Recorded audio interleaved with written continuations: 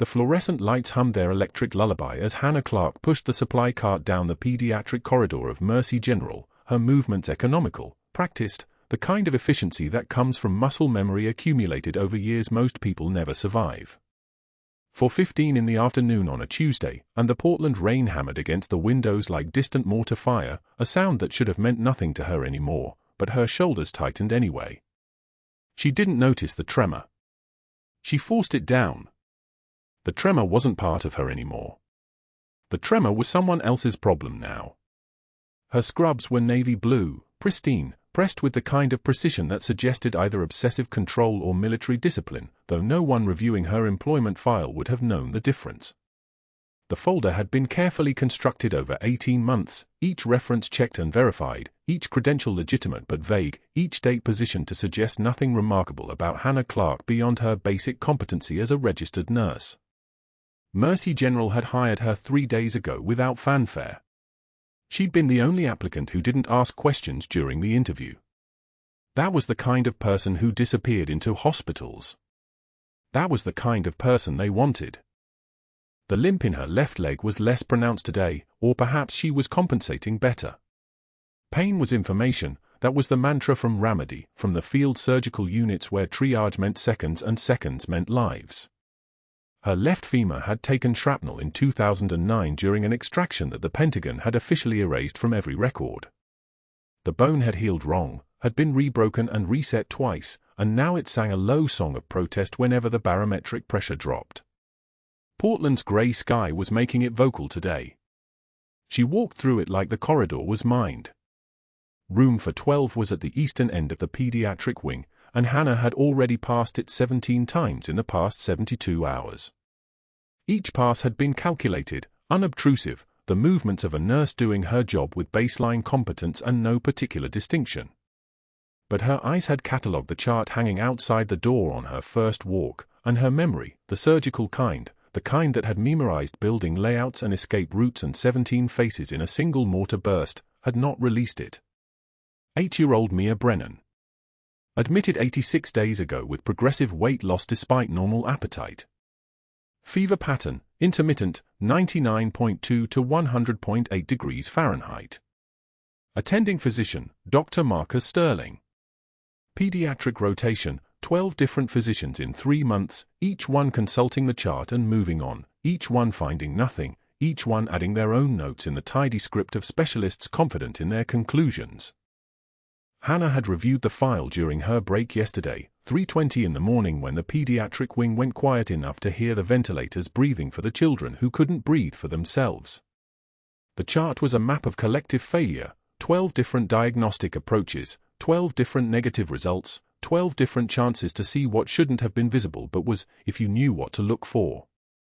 If you'd spent 18 years learning how to read the body's code from a distance, the way soldiers read terrain, the way pilots read weather. The corridor smelled like disinfectant and something underneath it, something organic and faintly wrong. Hannah's nose catalogued it automatically. Infection. Not acute, not the sharp chemical fire smell of sepsis, but chronic, persistent, the kind of low-grade inflammation that a body tried to hide before it couldn't hide anymore. She had passed room 412 and that smell had followed her back to the supply closet, had followed her through her shift, had followed her into the parking garage at 7 in the morning when she'd limped toward the bus stop and the one-bedroom apartment she'd rented under the name she'd been given when the military decided her real name was classified. The pediatric nurses' station occupied the geographic center of the wing, and at 4:47 on Tuesday afternoon, it was where Dr. Sterling had appeared with the casual confidence of a man who had never considered the possibility that he might not belong precisely where he was.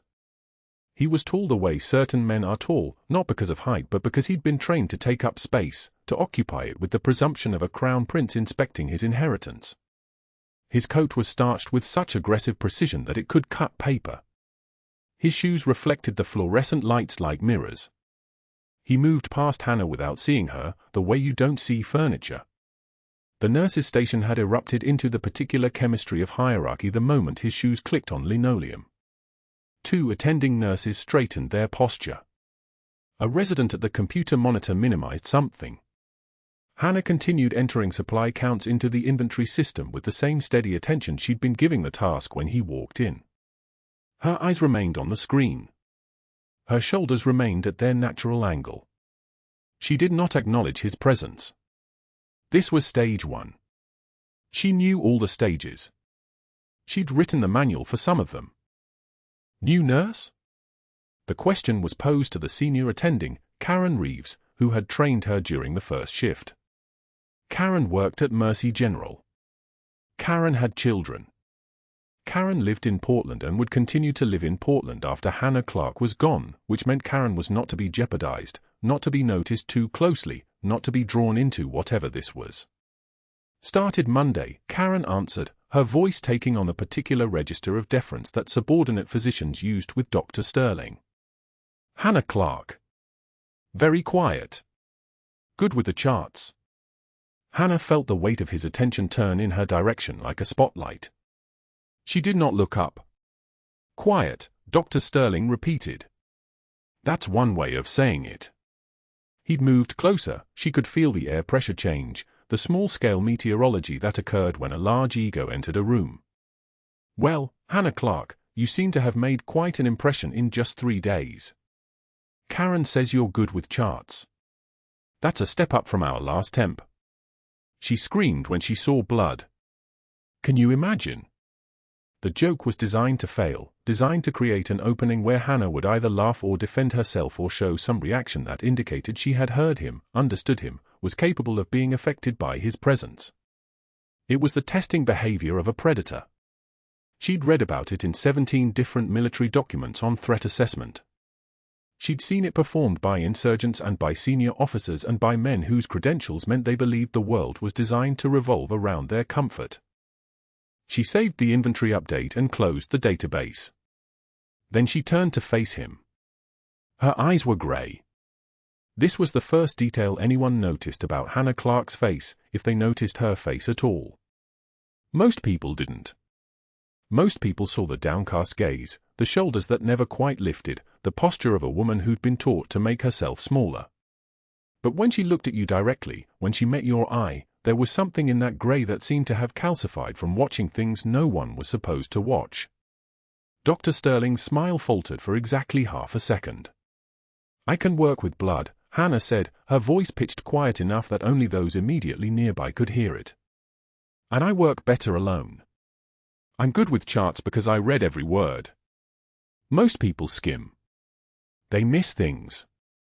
The statement was delivered without inflection, without challenge, without any quality that would have given him something to grab and weaponize. It was simple fact. Hannah Clarke read charts carefully. That was her testimony. It was up to him what he did with it. Karen had suddenly become very interested in the computer monitor. The resident had found urgent business elsewhere. Well, Dr. Sterling said, and his smile reasserted itself, though it had a different quality now, the smile of a man who'd been tested and found the test wanting. I'm sure we'll have plenty of time to get to know each other. Welcome to Mercy General, Hannah. Try not to break anything. He departed the way he'd arrived, confident, proprietary, the shoes clicking on linoleum with the rhythm of a metronome. Once he was gone, Karen let out a breath she'd been holding for approximately 3 seconds too long.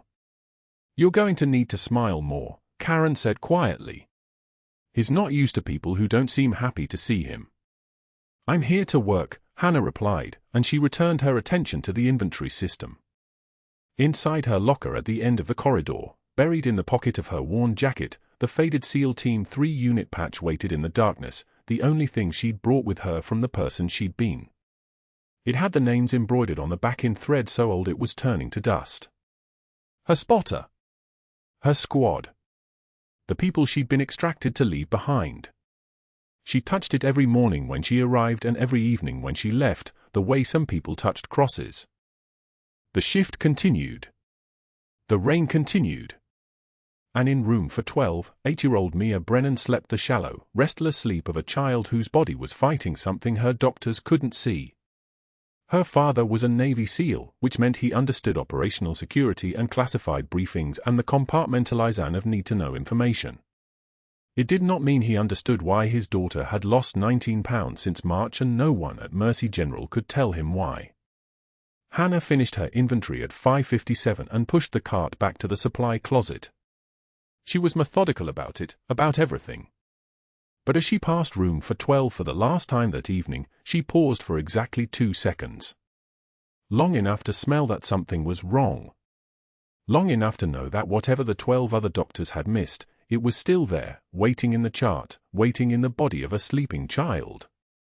Long enough to understand that Dr. Sterling had no idea what was about to walk through the doors of Mercy General. Dr. Sterling gathered the morning physicians at the nurses' station, his voice carrying across the pediatric wing like authority itself.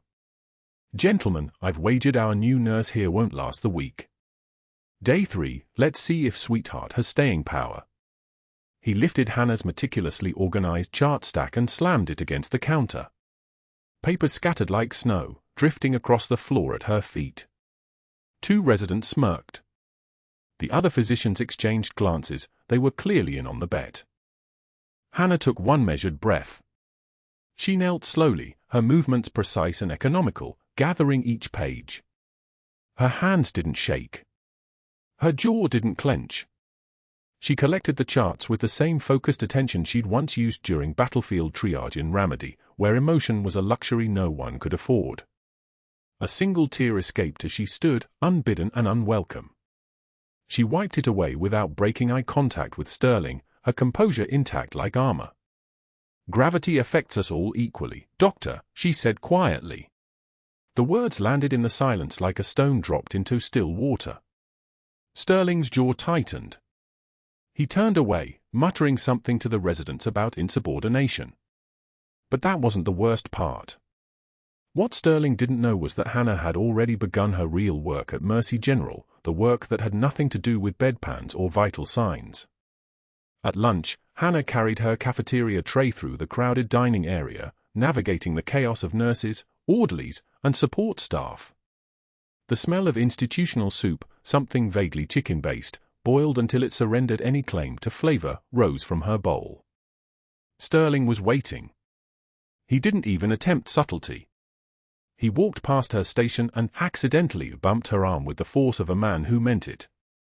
Soup cascaded across her scrubs, the hot liquid soaking through the fabric like a stain spreading through water. Laughter rippled through nearby tables. Staff members turned to watch, phones appearing in pockets. Hannah set down the tray without a word. She pulled a napkin from the dispenser and dabbed at the stain, her hands perfectly controlled, her breathing unchanged. Other nurses would have flushed red. Other nurses would have excused themselves to cry in a supply closet.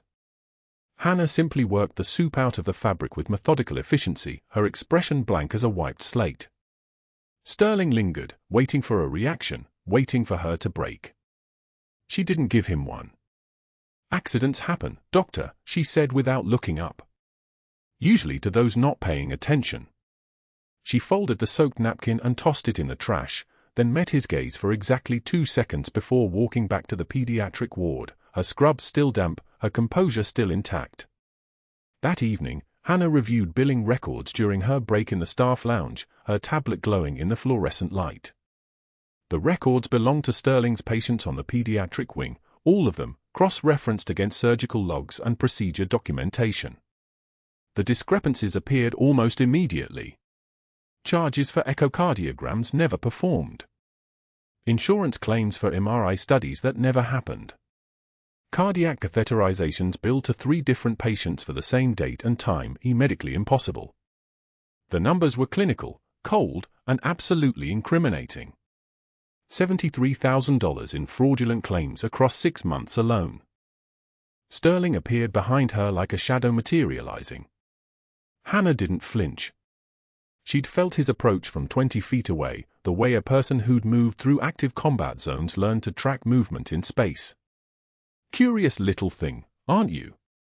His voice was silk wrapped around a knife. "Careful where you stick your nose, sweetheart. This hospital has standards." He placed his hand on her shoulder, squeezing just hard enough to be a threat. "Some people ask too many questions. Some people don't last long here. The threat hung in the air between them, thick and suffocating. He left her alone with the glowing screen, with the evidence, with the knowledge that she'd been seen. Hannah's breathing remained steady. She saved the records to an encrypted folder and powered down the tablet. The trembling in her chest wasn't fear. It was something else, the controlled burn of someone sitting on information that could bring an entire operation down. She couldn't expose Sterling yet. Not until she understood the full scope. Not until she protected the patient who mattered most. Over the next 3 days, Hannah spent her shifts studying 8-year-old Mia Brennan's trajectory like a battlefield medic memorizing the pattern of an injury. Mia had been losing weight for 3 months, 12 pounds in 90 days, a decline that accelerated despite adequate caloric intake. The girl's energy had flatlined. Her appetite had vanished. 12 different physicians had rotated through her case, each one approaching the puzzle from a different angle, each one missing the central truth because they were looking at the symptoms rather than the structure beneath them. Hannah had seen this presentation before. Not in a pediatric ward.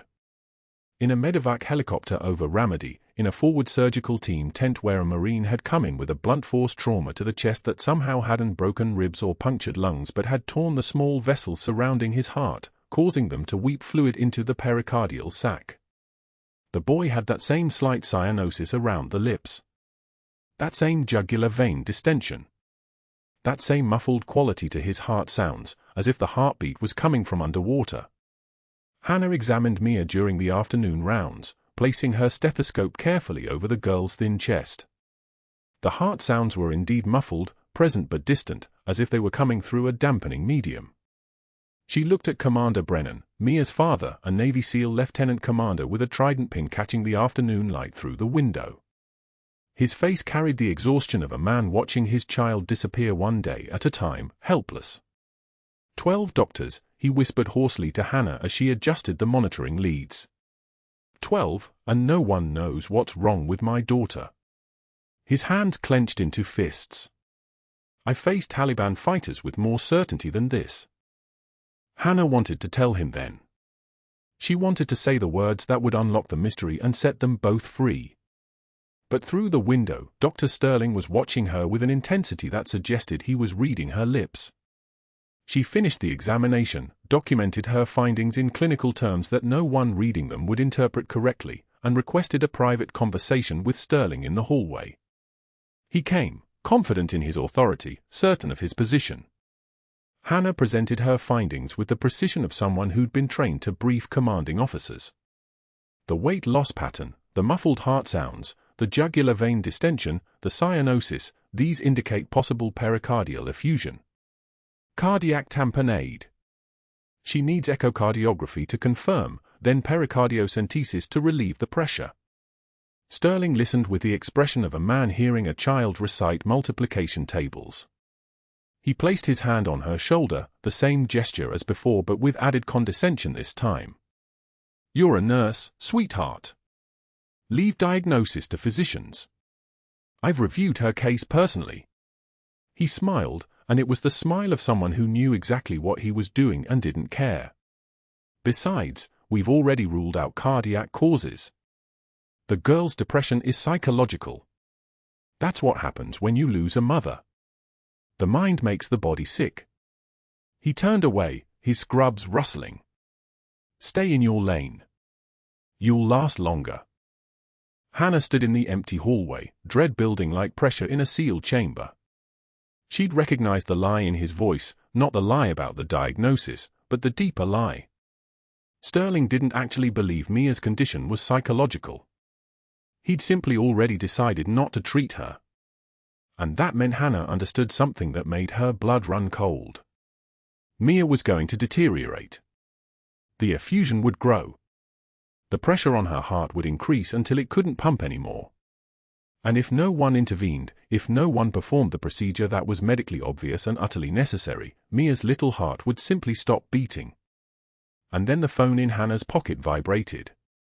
Hannah returned to Mia's room, where the girl lay sleeping fitfully under the pale blue blanket, her small frame barely raising the fabric. The monitor beeped with a steady rhythm, heart rate in the 80s, normal for a sleeping child. But Hannah could hear the subtle change in the heart sounds now that she knew what to listen for. The muffled quality was more pronounced. The effusion was growing. Commander Brennan dozed in the visitor's chair, his head tilted back, exhaustion having finally claimed him. Hannah sat at the bedside and opened Mia's chart on the computer terminal, documenting her findings in the clinical note, vital stable. Patient resting comfortably. Continue current treatment plan. The words meant nothing. They were cover, camouflage, a way to hide what she actually knew while she figured out how to save a child without revealing who she was. Fourth night shift. Midnight came and went while Hannah moved through Mercy General's pediatric wing like a ghost haunting familiar corridors. Mia Brennan lay in bed 412, the machines around her creating a symphony of beeps and hisses that Hannah had learned to read like a language. Most nurses heard background noise. Hannah heard a story, one that 12 rotating physicians had somehow failed to translate. She checked the monitor at 2:43 a.m. Heart rate climbing. 78. 82. 86. The child's breathing had shifted too, shallow, almost panicked, like her lungs were gasping for permission to inflate. Hannah's tactical training recognized the pattern immediately, reduced cardiac output. The body trying to compensate. Skin cooling. Lips taking on that faint blue tint at the margins. This was the cascade. The warning before collapse. Hannah had seen this exact presentation in Ramadi, standing over a Marine corporal whose chest wound had developed fluid around the heart during transport. She'd been a 24-year-old petty officer then, holding a stethoscope in hand steady enough to perform battlefield triage on soldiers whose names she'd never know. That Marine had lived because she'd recognized what the company medic had missed. The heart was being squeezed, strangled from the inside by the very fluid meant to protect it. Pericardial effusion. Cardiac tamponade. She pulled the chart and studied the progression again. 3 months of weight loss. Fatigue. Mild fever that came and went. The radiologists had catalogued a small shadow on the initial chest X-ray and moved on. The cardiologists had ordered an echocardiogram, but Sterling had cancelled it, claiming it was unnecessary after his thorough examination. The infectious disease team had chased antibiotics. The oncology consult had looked for hidden malignancy. 12 different specialists rotating through, each one seeing their own narrow slice of the problem, none of them stepping back far enough to see the elephant in the room. The elephant was drowning. Hannah ran her fingers along Mia's upper abdomen, feeling for the subtle distension that spoke of fluid pressing against the liver. There. Just below the rib cage. A slight tautness. The skin was cool and clammy under her touch, vasoconstriction, the body pulling blood inward to protect the core. A 9-year-old's heart being strangled by its own protective sac. The medical term was precise and clinical. The reality was a child suffocating from the inside while machines beeped dutifully in the dark. She checked her watch. 2:36 a.m. The nursing station was empty except for the night shift Clarke scrolling through her phone, utterly unaware that a child's cardiac output was dropping in increments that could be measured in minutes rather than hours. Dr. Sterling wouldn't respond to the call button before 3 in the morning. Hannah had studied his patterns across 6 shifts. By 3:30, he might shuffle out of the on-call room smelling of coffee and irritation. By then, Mia's blood pressure would be impossible to obtain. By then, her pupils would have started to fix. There was no time for chain of command. There was no time for authorization. Hannah moved with the certainty of someone who had already made this decision 1,000 times in smaller moments. She gathered the equipment. Betadine. Sterile drapes. An 18-gauge needle attached to a 30-milliliter syringe. The needle was long enough to reach the pericardium, sharp enough to pierce through fascia and tissue, delicate enough not to perforate the right ventricle if the angle was wrong. She'd done this once before in actual combat conditions, kneeling in the rotor wash of a Black Hawk while a warrant officer held the flashlight steady. A resident, Morrison, young enough that his hand still trembled when he was nervous, stumbled into the room carrying an armful of labs. His eyes widened. "What are you doing?" "Saving her life." Hannah's voice had dropped an octave. Assist or leave. He left. She didn't blame him. Nurses didn't perform pericardiocentesis. That belonged to interventional cardiologists and emergency physicians. That belonged to the credentialed, the documented and officially authorized. Hannah had neither of those luxuries. She had only the ability to see what others had missed, hands trained in a darkness that couldn't exist in hospital records. She positioned Mia carefully, elevating the right side of the child's torso slightly to allow the heart to rotate away from the chest wall. The girl was conscious enough to understand something was happening, her eyes tracking Hannah's movements with the animal awareness of children. They always knew when an adult around them had switched into a different mode of being. "You're safe," Hannah whispered. Eyes closed. The subxiphoid approach. The angle at 30 degrees, aimed toward the left shoulder. Hannah's hands moved on their own, muscle memory from drills and simulations and one terrible night in a clinic outside Ramadi where there had been no time for doubt. She prepped the skin with betadine that gleamed like rust under the fluorescent lights. The solution dried. She touched the landmarks with her fingers, mapping coordinates invisible to anyone untrained, the xiphoid process, the rib cage margin, the anatomical corridor that led directly to the pericardial space. The needle advanced. Resistance. Tissue. More resistance. The pericardium itself, the delicate membrane that held the heart like a closed fist. Another millimeter. The give when the needle pierced through, a subtle shift in pressure that Hannah felt through her fingertips. She held perfectly still. This was the moment where 1 centimeter of difference meant success or catastrophe. She attached the syringe. Aspirated gently. Straw-colored fluid filled the barrel. 50 milliliters. 80. 100. The color that meant seepage from infection or inflammation, not the dark burgundy that would indicate bleeding. Hannah's hands remained steady while she withdrew the needle, applied pressure to the site, and labeled the specimen with the kind of precision that made the act official, documented, real. Mia gasped.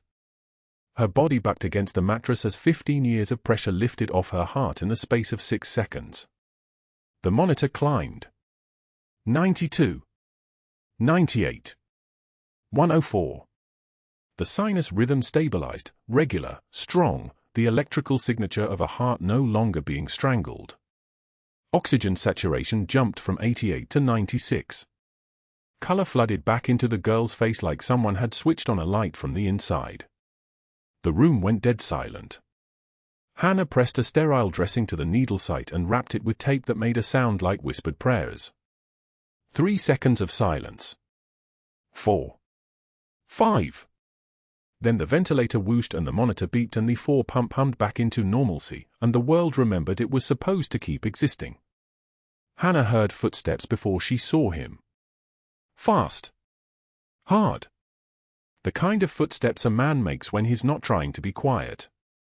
Dr. Sterling burst through the door at 2:53 a.m. with his face already purple, already transforming into something beyond rage. His eyes found Mia first, then the fluid specimen, then Hannah's face. "What have you done?" Hannah labeled the specimen with the same precise handwriting she'd used on casualty reports in Ramadi. Pericardiocentesis. Cardiac tamponade. 120 milliliters of serous fluid compressing her heart. Vital stable now. You performed an invasive procedure without physician authorization. His hand shook. Not with concern. That's assault. Battery. You've just ended your career. Hannah met his eyes without blinking. She would have coded in 4 minutes. I don't care if Jesus Christ himself. Sterling stopped. Breathed. Rearranged his face into something almost clinical. You're done. Pack your things. But that wasn't the worst part. What happened next in the hours after Sterling left was a masterclass in institutional power deployed with surgical precision.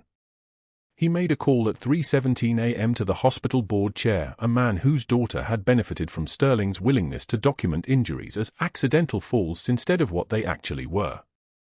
By 4:56 a.m., an anonymous complaint had been filed with the Oregon Board of Nursing, citing reckless endangerment and practicing medicine without a license.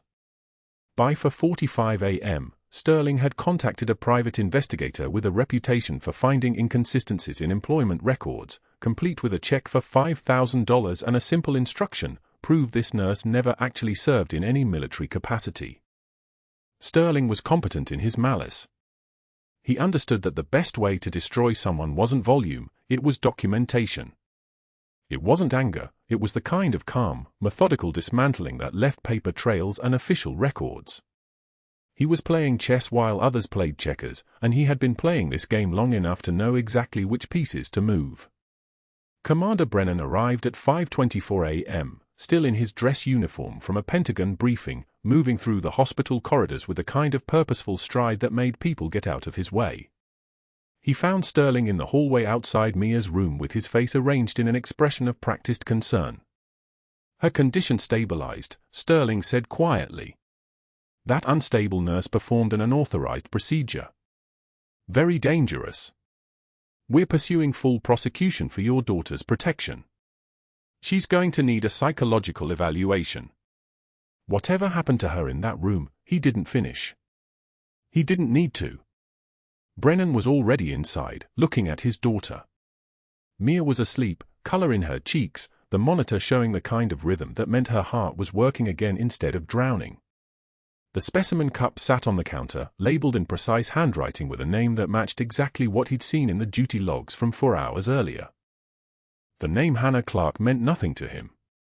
Not yet. When Mia's heart rate dropped to 40, the numbers weren't negotiable anymore. Hannah didn't ask permission. She didn't hesitate. Her hands moved on their own, muscle memory from 1,000 field interventions overriding every hospital protocol that wanted to slow her down. For nights of watching this child fade while 12 physicians rotated through her case, each one missing what Hannah had seen in the first 10 minutes of assessment. The pericardial effusion was compressing Mia's heart like a fist slowly closing. Every breath the girl took was borrowed time. She positioned Mia supine on the pediatric bed, the mattress plastic clean under her palms. The monitor's beeping had become frantic, a Morse code of distress. Hannah's voice dropped to the steady register she'd used in field hospitals in Ramadi, the one that made people move without question. I need a prep tray. 18-gauge needle. A 10-milliliter syringe. Now. 2 residents froze at the bedside, their eyes wide, looking between Hannah and the door where Dr. Sterling wasn't. The absence of his permission hung in the air like something physical. Hannah didn't wait for them to find their courage. She turned to the supply cart herself, her movements precise as a scalpel-finding muscle. The subxiphoid area needed to be prepped, the triangle beneath Mia's ribcage where a needle could slip in without hitting anything vital if the hands were steady enough. Hannah's hands were steady. They'd been steady when Marcus took shrapnel meant for her. They'd been steady when she'd held a tourniquet on a child not much older than Mia while insurgents fired from a mosque tower. Steady was what happened when you'd already survived the worst the world had to offer. She cleaned the site with antiseptic that smelled like sharp chemicals and inevitability. The alcohol burned off. The skin turned amber and sterile. One of the residents finally moved. The younger one, maybe 2 years out of medical school. Should we call? Hannah cut him off without looking up. Call what? Your lunch. She held the 18-gauge needle up to the fluorescent light. The bevel caught the glow. Precision instruments required precision hands. This girl has cardiac tamponade. You already know that. You've known it for 3 months because I told you. Because I documented it. Because 12 doctors walked past it like ghosts. She didn't raise her voice. The calmness in her words was somehow worse than anger. It was the voice of someone who'd already decided what needed to happen and was simply executing the plan. The second resident's mouth opened. Closed. Neither of them moved to stop her. They didn't have the rank. They didn't have the certainty. Hannah had both, though they couldn't have explained where hers came from if their careers depended on it. She positioned the needle at the angle she'd calculated the moment Mia's oxygen saturation started its final descent. 45 degrees. Just right. The sweet spot between the xiphoid process and the rib cage where fluid accumulated in children was almost always accessible. She could see it in her mind the way she'd once seen exit routes from buildings she was supposed to burn down. The fluid pocket was there, pressing against the myocardium, stealing the space the heart needed to contract. Every second the needle wasn't in was a second Mia's circulatory system was failing. Hannah exhaled. Muscle memory. Pain is data. Data becomes action. The needle slid in with a sensation like pushing through butter, resistance, then give, then breakthrough. The hiss of air escaping. Positive pressure equalization. The syringe filled with straw-colored fluid, the exact color of pericardial effusion she'd seen once before, in a field hospital in Ramadi when she'd performed this same procedure on a Marine with a sucking chest wound who'd lived because her hands were steady. 10 milliliters. 15. 20. The pressure in Mia's chest cavity dropped with each withdrawal, tangible as a weight lifting. Hannah could see it on the monitor before the numbers even changed. Could feel it in the quality of the air in the room. 2 residents watched her like she was performing surgery without a license, which technically she was, which meant nothing when the alternative was watching an 8-year-old girl's heart collapse completely. 25 milliliters. The monitor beeped once. Twice. Then steadied into a rhythm that meant life. 40. No. 52. The numbers climbed like a ladder back to normal. 88. 102. Oxygen saturation rising from the red zone, 68, 75, 84, 91. Back into the green. Back into breathing room. Back into survival. Hannah withdrew the needle with the same precision she'd inserted it. Sinus rhythm. Beautiful, impossible sinus rhythm. Mia's lips changed color from blue to pink in the space of a heartbeat, oxygen flooding back into her bloodstream. The girl's eyes fluttered. Her fingers twitched. Alive. Actually alive, not slowly dying under the watch of 12 physicians and a hospital system that had failed her completely. The first resident exhaled like he'd been holding his breath since Hannah picked up the needle. The second one was shaking, his hands trembling because he understood what he'd just witnessed. Not just a procedure. A rescue. The kind of intervention that wasn't supposed to happen in a hospital protocol manual. The kind that only happened when someone had nothing left to lose and everything to save. Hannah disposed of the needle in the sharps container with controlled precision. Contamination risk 0. Bloodborne pathogen exposure 0. Everything sterile. Everything according to the standard of care, even if the authorization was missing. She turned to the residents, her voice the same flat register. Document what you saw. Accurately. Every detail. She wasn't asking. The mask she wore as a nurse was slipping, and under it was someone trained to give orders that moved mountains. The door burst open. Dr. Sterling. His face was already purple, he'd been paged the moment Hannah grabbed the needle, the moment the residents finally found enough courage to alert someone in authority that the new nurse was performing procedures without supervision. He took in the scene in one sweeping glance. Mia stabilized vitals on the monitor. Hannah standing motionless beside the bed. The syringe in the biohazard container. The 18-gauge needle capped and disposed of properly. Everything documented. The rage that bloomed across his features wasn't surprise. It was recognition. Recognition that his authority had been circumvented. That his control had been broken. That a nurse, a nobody, an unobtrusive woman in scrubs he'd been betting could be broken within a week, had just saved the life of the daughter of Navy SEAL Lieutenant Commander Tom Brennan while he was outside smoking a cigarette and checking his phone for stock prices. What did you do? His voice came out low and dangerous. Not a question. A weapon being cocked. Hannah met his eyes. Her voice didn't waver. My job. 8 words.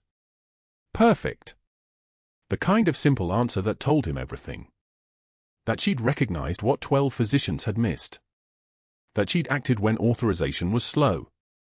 That she'd saved Mia's life using his own hospital's sterile equipment in the most defensible way possible. But Sterling wasn't thinking about defensibility. He was thinking about control. About the fact that a nurse had overridden him.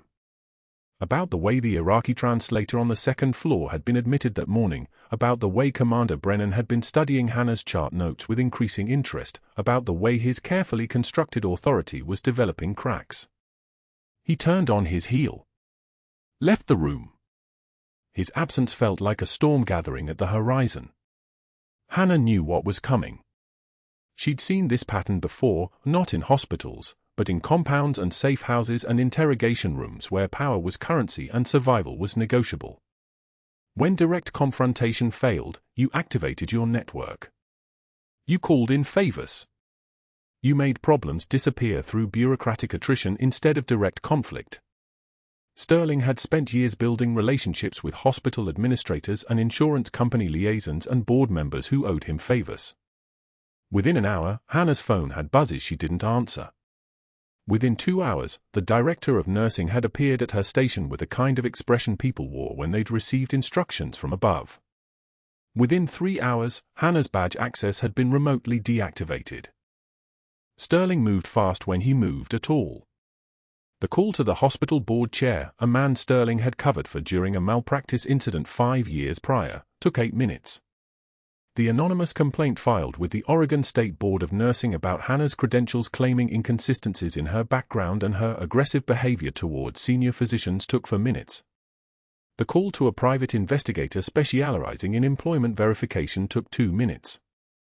Sterling smiled while making it, already imagining the moment they'd uncover the gaps in Hannah's resume, the missing years, the fake references he was certain she'd fabricated. When they dug into her employment history, they'd find nothing but holes. No verifiable prior nursing experience. No verifiable education before she'd applied to the program 5 months ago. No verifiable anything. She'd appear on background checks the way ghosts appeared on surveillance footage, not at all. By 7 p.m., security was escorting Hannah toward the employee exit with her personal items in a cardboard box. The cracked navy coffee mug her spotter Marcus had given her the night before deployment to Ramadi. A half-dead succulent she'd been trying to save for 3 months. A photograph of Marcus in ACUs, his arm around her shoulders, both of them grinning at the camera before everything went sideways in a compound north of Fallujah and her entire existence was erased by the Pentagon and reassigned to civilian life. The rain outside was biblical. Sheets of it hammering the parking lot like the sky was trying to wash the entire hospital into the storm drains. Hannah stood at the bus stop across the street, water soaking through her scrubs, the cardboard box dissolving slightly under the downpour. She watched the ink on Marcus's photograph blur and run, his face becoming a watercolor of the ghost he'd been for 18 years. The photo had been classified once. The memory had been classified. The entire operation, the hostage extraction in a villa north of Ramadi, the insurgents they'd eliminated, the civilians they'd protected, the mission that had cost Marcus his life and Hannah everything else, was still classified. And now she was standing in the rain with a box of salvage, watching Mercy General's lights blur through the downpour, understanding exactly what Sterling had done. He hadn't just fired her. He'd activated every tool in his arsenal simultaneously. The hospital board chair who owed him favors had already called the nursing board. The investigator was already pulling files that would come up empty. The anonymous complaint was already in the system, creating the paper trail of suspicion that didn't need evidence to be destructive. Sterling wasn't a criminal. He was a strategist. He understood that bureaucracy moved slower than truth, and by the time Hannah could explain who she actually was, the investigation would be deep enough that explaining the truth meant explaining why her records had been classified. It meant explaining the Black Ops extraction that officially never happened. It meant surfacing from the grave the Pentagon had buried her in. She was a ghost. Ghosts didn't fight back. Ghosts accepted their erasure. The bus was 17 minutes late. Hannah stood in the rain with her dissolving box, her cracked coffee mug, her photograph of a dead man, and the certain knowledge that Dr. Sterling had just won. She had no idea that 30 minutes away, An Iraqi translator was studying a visitor photograph on Mia Brennan's nightstand, his hand starting to shake. She had no idea that Commander Brennan was about to pull her jacket from his daughter's closet and find the faded SEAL Team 3 unit patch sewn into the lining. She had no idea that Naval Intelligence was receiving a phone call that would crack open her entire classified file. She just stood in the rain and waited for the bus, the ghost of Senior Chief Petty Officer Hannah Clarke disappearing into the storm. Security found her at 3:02 p.m. on day 5. Two men in grey uniforms, badges clipped to their belts, moving through the pediatric wing with the kind of purposeful stride that made nurses straighten and patients' monitors suddenly demand all their attention. Hannah didn't look up from the supply cart she was organizing, but she felt them before they reached her, that specific pressure change in the air that comes when institutional power enters a room with intention. She had felt similar presences in Ramadi. The sensation was identical. Ms. Clarke. Not a question. A statement of fact delivered by the taller guard, the one whose name tag read Morrison. His hand rested near her elbow in that practiced gesture that wasn't quite a grab but absolutely a statement. "You need to come with us." She set down the box of gloves she was holding. Placed it on the cart with the same deliberate care she'd use for a patient's full line. When she turned to face them, her expression carried the weight of someone who'd already processed this outcome hours ago, who'd been simply waiting for the logistics to catch up. "My locker. Director wants it cleared before you leave the building." That was Morrison's partner, younger, uncomfortable with the role he'd been assigned. He wouldn't meet her eyes. They never did, once they realized this wasn't a problem but a person. The walk through Mercy General's corridors felt longer than geography should allow. Fluorescent lights tracked their progress like surveillance. Other staff members glanced away as they passed, the universal human reflex when witnessing someone's erasure. A resident Hannah had helped with a difficult pediatric for last week suddenly became very interested in her tablet. The code of silence that governs hospitals isn't written anywhere, but it is absolute. The locker room smelled like antiseptic and disappointment. Hannah's locker was third from the left, the one with the tape repair she'd done on the hinge 2 weeks ago. She opened it slowly. Her stethoscope hung inside. A photo of her SEAL Team 3 unit patch, faded from 17 years of carrying it in her pocket, sat next to a spare pair of compression socks. The navy coffee mug she'd bought the week before at a thrift store, marked with a small crack on the rim. A half-dead succulent someone had gifted her as a joke during orientation. The photograph. The photograph was what nearly broke her. It was small, worn at the edges, tucked into the corner of her locker behind everything else. Marcus Chen. Her spotter from Ramadi. The man who died covering her extraction, who'd taken the rounds meant for her chest and kept firing until the Black Hawk rotors were loud enough to drown out everything but the thunder of his sacrifice. She'd carried his image for 5,847 days.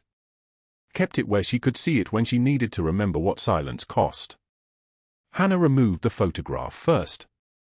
Placed it in the cardboard box the guards had provided, the kind of box that announced its purpose before anyone had to speak it aloud.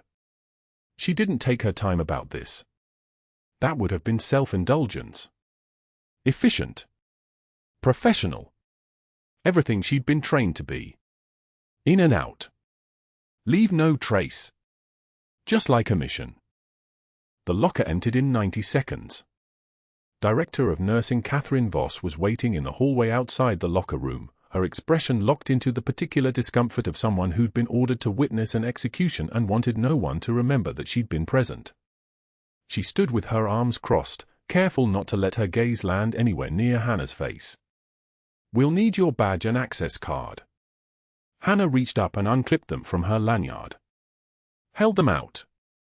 The motion was performed without hesitation, without the tremor that might have come if she were an ordinary person experiencing an ordinary disaster. She'd been trained to perform precision under circumstances designed to break the unprepared. This was simply another protocol to execute. Her hands were steady. They would remain steady. That was not faith. That was simply facts.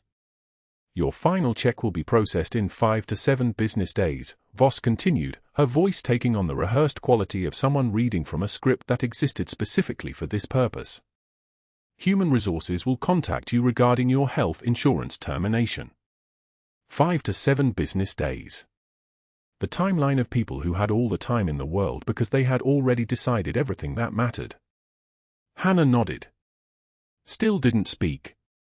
The silence she created had a texture to it, not hostile, not submissive. Neutral. A void.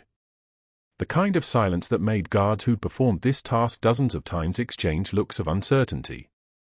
2 floors below, in the administrative hallway where the important offices clustered like offices do, Dr. Sterling was in the director's suite delivering his own narrative to Commander Brennan, and the narrative was essential to his survival. He stood with his shoulders back, his face arranged into the expression of a man disappointed but vindicated. As I explained, Commander, we have serious concerns about Ms. Clarke's psychological stability. Her unauthorized intervention with your daughter, while well-intentioned, I'm certain, constitutes a violation of hospital protocol and standard procedure. Brennan's jaw was clenched tight enough to power drills. Mia's monitor beeping in the room behind them sounded like accusation. She'd been awake for 6 hours now, her color returned, her oxygen saturation holding steady in the low 90s. The fluid that had compressed her heart was gone. She was alive because Hannah Clarke had recognized what 12 board-certified physicians had collectively missed, and Sterling's survival depended on erasing that fact from institutional memory. The State Nursing Board has been contacted, Sterling continued, his voice taking on the affected concern of someone performing compassion for an audience. I want to assure you that we're taking this very seriously. The psychiatric evaluation is already in motion. Ms. Clarke will face full prosecution for assault on a minor, unauthorized medical procedures, and violation of patient care protocols. None of it was true. All of it would be believed, because Sterling had already made certain of it. He'd spent 48 hours building a scaffold of lies so sturdy that truth would need institutional support to penetrate it. Brennan's voice, when he spoke, was barely above a whisper. My daughter is alive. Yes, Sterling agreed, his expression suggesting that this was an unfortunate complication. And we're grateful for that, Commander. But the manner in which she was saved raises serious questions about competence and mental health. I'm sure you understand that we have a duty to the public. Outside, at the bus stop on Southwest Morrison Street, Hannah Clarke stood in rain that had begun falling sometime in the last hour without making her announcement of its arrival. The cardboard box was balanced on her hip, growing heavier with moisture despite its cardboard protection. Her navy coffee mug was inside. Her dead spotter's photograph was inside. The faded unit patch that had survived a war and a career reinvention was inside, still sewn to the jacket lining where it had lived for 17 years, where it had been hidden, more accurately, because there were things in the world that weren't allowed to exist. A bus approached from down the street. She could see the route number on its electronic display, the passenger count window showing 7 people inside. Normal people moving to normal destinations. The rain intensified. It ran down her face and she didn't wipe it away because there was no point in maintaining composure when there was no audience remaining to impress. She wasn't a nurse anymore. She would never be a nurse again. Sterling would see to that with the same methodical precision he'd used to commit the fraud she'd discovered. In 5,847 days of carrying Marcus's photograph, in 17 years of burying herself alive, in 40 hours of being recognized as incompetent and unstable, she had finally become what she'd been ordered to become years ago when the Black Ops extraction in Ramadi went sideways and the military decided that Senior Chief Petty Officer Hannah Clarke had never actually existed.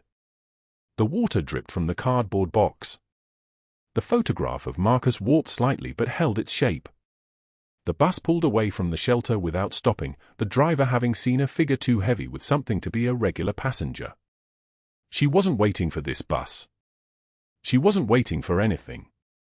She was simply standing at a transit stop in Portland, Oregon, in the rain, watching the world continue its rotation around the absence of herself. But that wasn't the worst part. The worst part was that she didn't yet know that naval intelligence was receiving a phone call that would shatter Sterling's carefully constructed narrative before the night was through. She didn't yet know that an Iraqi translator with asylum status and a debt he would spend his remaining years trying to repay was looking at Mia Brennan's hospital photograph and recognizing a woman whose face he'd last seen disappearing into a Black Hawk while she provided covering fire with a kind of precision that suggested she didn't see enemies, she saw problems requiring solutions. And every solution involved more ammunition than the last. She didn't yet know that inside the next 72 hours, the entire structure that Sterling had built with his phone calls and his board connections and his fabricated investigations would begin to collapse like a structure built on a foundation that was only pretending to be solid. She didn't know about the Master Chief. She didn't know about the service file that was already being retrieved from a secure location in the Pentagon. She didn't know that Marcus Chen's sacrifice, and her survival of it, and her choice to spend the years afterwards saving lives in a quiet way that required no recognition, that this entire narrative was about to become the thing that would burn Sterling's empire to ash. She just stood in the rain and waited. The box grew heavier. The photograph of her spotter remained exactly where she'd placed it, pressed between a Navy coffee mug and the last visible piece of evidence that she had ever been what she was. Heroes walk among us. Sometimes in scrub saving lives in the dark. If this story resonated with you, if you've ever been underestimated, dismissed, or forced to hide who you really are, please like this video, subscribe to see what happens when the truth about Hannah Clarke finally surfaces, and comment below, have you ever judged someone only to find out you were dead wrong? Your stories matter. They remind us that the people we dismiss might just be the ones holding everything together.